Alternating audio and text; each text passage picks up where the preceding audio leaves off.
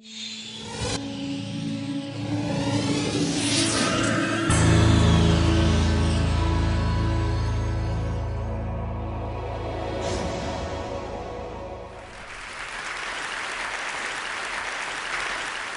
are a lot of ways the people around us can help improve our lives. We don't bump into every neighbor, so a lot of wisdom never gets passed on. But we do share the same public spaces. So over the past few years, I've tried ways to share more with my neighbors in public space, using simple tools like stickers, stencils, and chalk. And these projects came from questions I had like, how much are my neighbors paying for their apartments?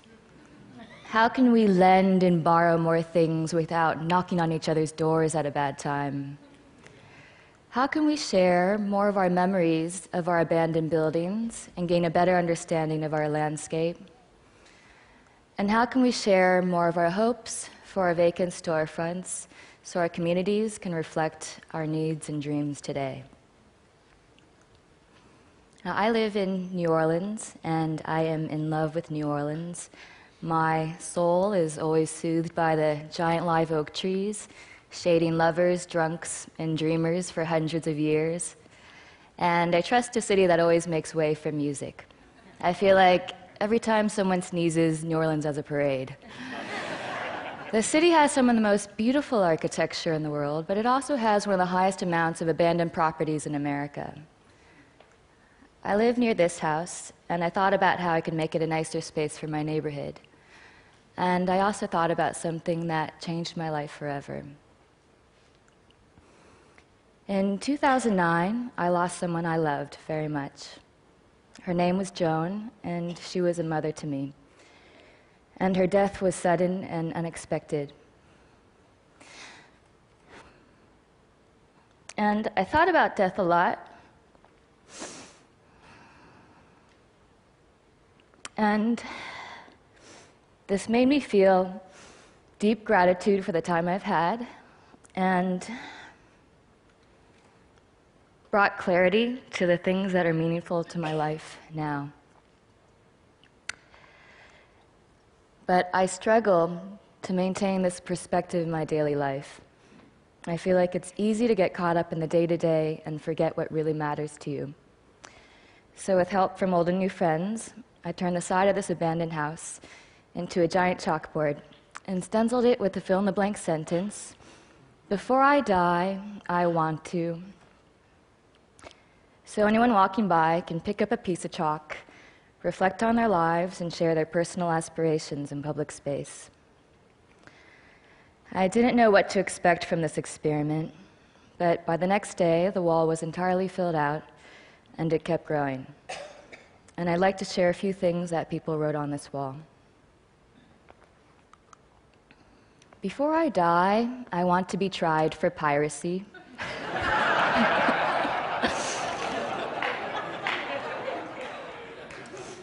Before I die, I want to straddle the international dateline. Before I die, I want to sing for millions. Before I die, I want to plant a tree. Before I die, I want to live off the grid. Before I die, I want to hold her one more time.